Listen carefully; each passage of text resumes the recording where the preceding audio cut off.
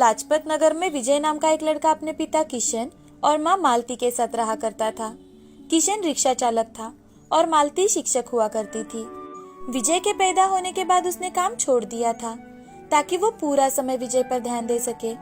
शायद यही कारण था कि विजय पढ़ने लिखने में रुचि रखता था।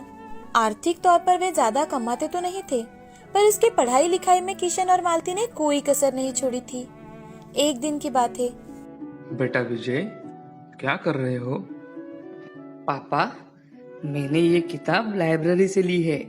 इसमें बहुत से सफल लोगों की कहानियां हैं। डॉक्टर, इंजीनियर्स, बिजनेसमैन और हाँ, आईएएस ऑफिसर, सभी के बारे में लिखा है इसमें। अच्छा, आईएएस से याद आया, एक समय मैं भी उसकी पढ़ाई किया करता था बेटा। लेकिन तुम्हारे दादाजी के देहांत के बाद घर की सारी जिम्मेदारियां मुझ पर आ गई, इसलिए मुझे रिक्शा चलाना पड़ा। विजय को यह बात बिल्कुल रास नहीं आई। उसने जैसे इस बात को गलत साबित करने की ठान ली हो, और इसी कारण वो अपने पिता से, पापा, मैं आईएएस की परीक्षा में अव्वल आके आपका नाम जरूर रोशन करूंगा। हाँ जरूर विजय, मुझे तुम पर पूरा भरोसा है। किशन ने विजय की बात को बचपना समझ के छोड़ दिया था, पर जैसे जैसे विजय बड़ा होता गया वैसे ही उसका फैसला पक्का होता गया। घंटों तक वो किताबें लेकर बैठता था, बस तभी उठता था जब उसे अपने माँ पिताजी का कुछ काम करना हो या फिर भोजन करना हो। इससे चिंतित होकर उसकी माँ उससे, बेटा विजय, तुम्हें थोड़ा आराम कर लेना चाहिए। तुम्हारे दोस्तों से मिलो, थोड़ी बाहर की ठंडी हवा खाओ। माँ, मैं ये सभी किताबें दूसरों से उधार लेकर पढ़ता हूँ। मुझे ये सिलेबस इसी महीने में खत्म करना होगा, तो बाहर घूमने का समय कहाँ माँ? मालती को विजय का ये जवाब अब याद हो गया था।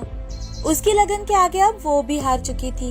1 साल में ही विजय परीक्षा के लिए बैठने वाला था कि तभी एक दुर्घटना हुई जिसने विजय की जिंदगी को पूरी तरह से हिला दिया था। किशन को दिल का दौरा पड़ा और बड़ी मुश्किल से विजय और मालती उसे अस्पताल लेकर जा पाए। बेटा, अब क्या होगा? तेरे पिताजी को तो फिर से अटैक आ गया। मालती अपनी सुध-बुध खो रही थी। विजय भी बहुत चिंता में था क्योंकि किशन को पहले भी एक बार दौरा आ चुका था। अब डॉक्टर ने किशन की जांच पड़ताल की और फिर विजय और मालती से, इनकी हालत देख के हमें तो लगता है कि इनका ऑपरेशन जल्द ही करना होगा, और जैसे कि आप जानते हैं उसके लिए बहुत सारे पैसे भी लगेंगे। डॉक्टर साहब, आप पैसों की बिल्कुल चिंता मत कीजिए, मैं उसका इंतजाम कर दूंगा। आप बस पिताजी का ऑपरेशन करवा लीजिए। विजय ने डॉक्टर से कह तो दिया था कि वो जल्द से जल्द पैसों का इंतजाम कर लेगा, पर उसके माँ के जेवर और पिताजी की जमा पूंजी के अलावा उसके पास कुछ भी नहीं था। विजय अभी पढ़ रहा था और इस कारण वो कमाता नहीं था कि तभी उसकी माँ ने मायूस होकर उससे कहा, काश मैंने नौकरी ना छोड़ी होती तो इनके ऑपरेशन के लिए आज पैसे कम नहीं पड़ते। माँ, तुम पैसों की चिंता बिल्कुल मत करो, मैं कुछ भी करके पैसे ला दूंगा। विजय ने अपने जान पहचान के लोगों से कुछ पैसे उधार लिए, इस वादे से कि वो जल्द से जल्द सभी के पैसे लौटा देगा। फिर भी कुछ पैसे कम पड़ रहे थे।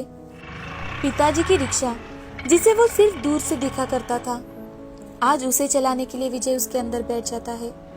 मन में डर और दुख भरा था, पर उसने हिम्मत नहीं हारी थी और लोगों से कहने लगा, अगले नगर या पास की गली में आपको जहाँ भी जाना होगा, किशन का ये बेटा आपको वहाँ पहुँचा देगा। तभी एक गांव के काका उसके पास आए और उससे, बेटा, मुझे अगले नगर में अपनी बेटी से मिलने जाना था, लेकिन उतने दूर जाने के लिए कोई तैयार नहीं हो रहा। क्या तुम मुझे वहाँ ले जा सकते हो? जरूर काका, क्यों नहीं, मुझे पैसों की जरूरत है, इसलिए आप जहाँ कहेंगे मैं वहाँ आपको लेकर चलता हूँ। तुम पैसों की चिंता मत करो, मैं तुम्हें जितना चाहिए उतने पैसे दे दूंगा। काका विजय के रिक्शा में बैठ गए और फिर दोनों चल पड़े। सफर में उन दोनों की खूब बनी। विजय ने काका को अपने आईएएस के पढ़ाई के बारे में बताया और काका ने अपनी बेटी के बारे में, जो आईएएस के लिए विजय जैसे बहुत से बच्चों को पढ़ाती है। नगर आने पर काका रिक्शा से नीचे उतर जाते हैं और विजय को भाड़ा देते हैं। अरे अरे काका, ये क्या? आपने तो 100 रुपए ज्यादा दे दिए मुझे। मैं अपने पिता की रिक्शा में हमेशा मेहनत के पैसे ही लेना पसंद करता हूँ। काका विजय की ईमानदारी से बहुत प्रसन्न थे और इसीलिए उन्होंने अपनी बेटी से कहकर उसे कुछ किताबें मुफ्त में पढ़ने को दे दी।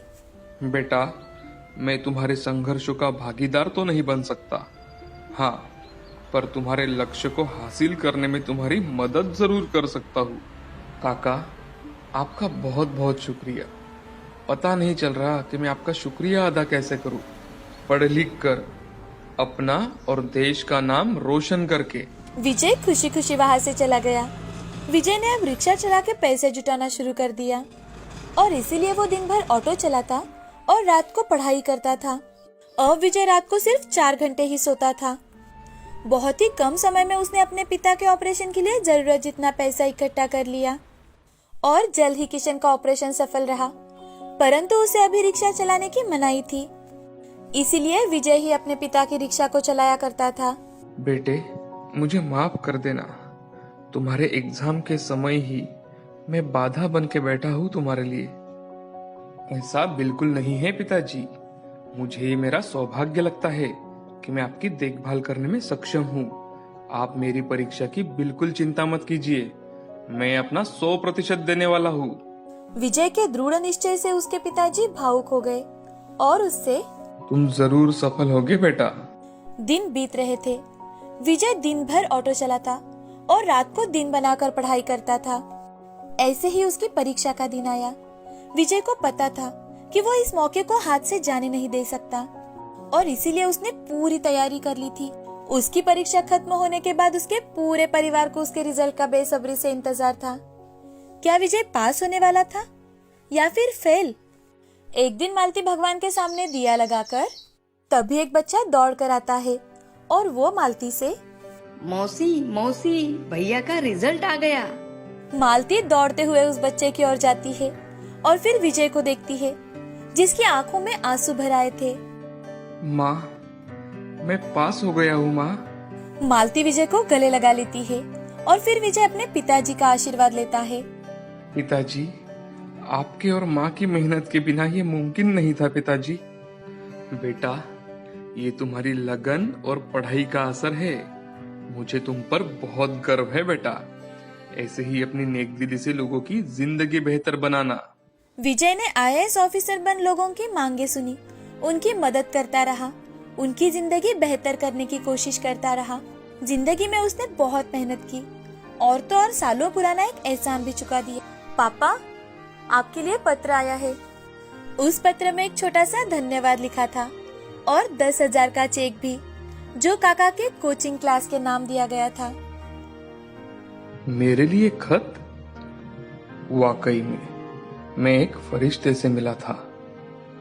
हाँ बिल्कुल पापा, इस बात में कोई शक नहीं। इस कहानी से हमें यह सीख मिलती है कि हमारी लगन और मेहनत ही हमारी सफलता का सबसे बड़ा सबूत होती है। और तो और ये सीख भी मिलती है कि हमारे अच्छे काम हमें कभी निराश नहीं करते। एक बार की बात है, दूर एक गांव में रोहन नाम का एक अनाथ लड़का रहा करता था। रोहन का कोई घर ना होने के कारण वो दिन भर मजदूरी का काम करता और रात के समय पेड़ के नीचे सो जाता था। उसे देखकर गांव के लोग तरह तरह की बातें करते थे। कुछ लोगों को उसकी दया भी आती थी। पता नहीं इस बेचारे का क्या होगा। बेचारा पढ़ा लिखा भी नहीं है और क्या पता इसकी जिंदगी में कभी शादी होगी भी या नहीं। लोगों के ताने सुन अब रोहन ने ठान लिया था कि वो कुछ न कुछ अच्छा करके सबकी बोलती बंद कर देगा। अब धीरे धीरे उसने अपने पास कुछ पैसे जमा कर लिए और एक छोटा सा घर किराए पर ले लिया। अब रोहन वहाँ समोसे बनाकर ट्रेन के यात्रियों को बेचा करता था। एक दिन वो ट्रेन में समोसे बेच रहा था। समोसे ले लो, समोसे, गर्मा गर्म समोसे। रोहन एक यात्री के पास जाकर, सर समोसे ले लो, गर्मा गर्म है सर। तभी वो यात्री रोहन से, बेटे मेरे पास मेरा सैंडविच है। ऐसा कहकर उस आदमी ने टिफिन में से सैंडविच निकाला। उसे देखकर रोहन ने उस आदमी से पूछा, ये क्या है सर? तभी वो यात्री रोहन से, ये सैंडविच है बेटा, क्या तुम खाना चाहोगे? नहीं नहीं सर, ये आपका है। उस आदमी ने रोहन के हाथ में सैंडविच दिया।